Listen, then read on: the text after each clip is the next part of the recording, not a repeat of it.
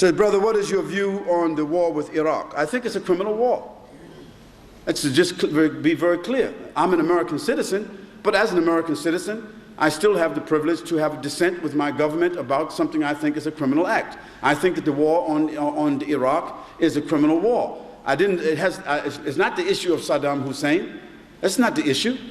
I think the whole world agrees that Saddam has acted criminally towards his own people and towards other Muslims. The whole world agrees to that. I don't think that we need to blow a horn to say that. Everybody knows that. But the issue here is not Saddam Hussein. And also, the social injustices in Iraq by Saddam Hussein or anybody else, or in Afghanistan by anybody else, is not the affairs of another group of people.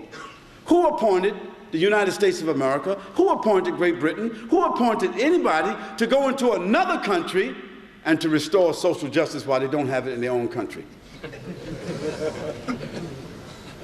And let's be fair and let's be just.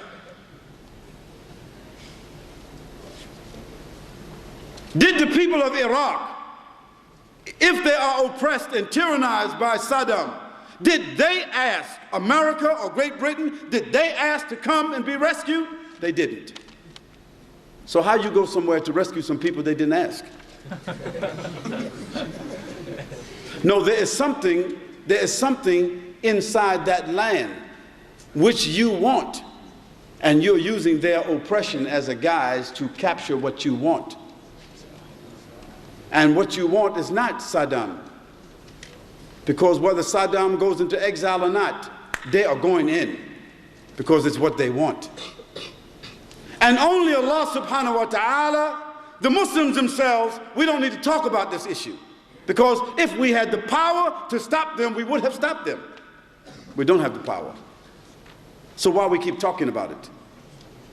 Our condition is what the Prophet ﷺ spoke about a long time ago. He said, a time will come when the nations of the world will gather themselves together around you like a group of people gather around a plate of food, isn't it?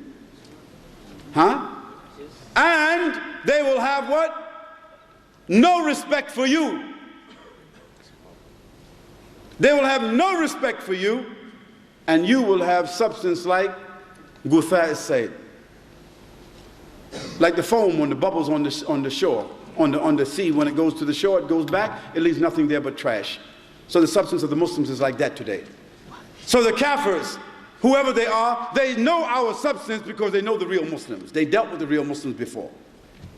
They ain't got no respect for us right now. So why should they be considered about us shouting or saying or whatever we're doing? We're not the right Muslims.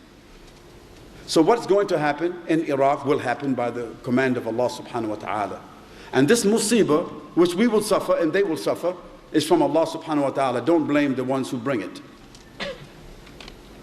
When Allah subhanahu wa ta'ala brought Genghis Khan on the Muslims, could the Muslims blame Genghis Khan or blame themselves? What was their condition when Genghis Khan was brought on them? Was they righteous? Was they fearing Allah subhanahu wa ta'ala? Was they performing their prayers? Was they obeying the Prophet sallallahu alaihi wasallam sunnah? No, they wasn't. So Allah brought this musibah on them, which was worse than the musibah which will come to Iraq today. The musibah of Genghis Khan was worse than the musibah which will bring the Muslim what's happening to us today. So we Muslims change our behavior and stop pointing the finger and blaming somebody else. Blame yourselves.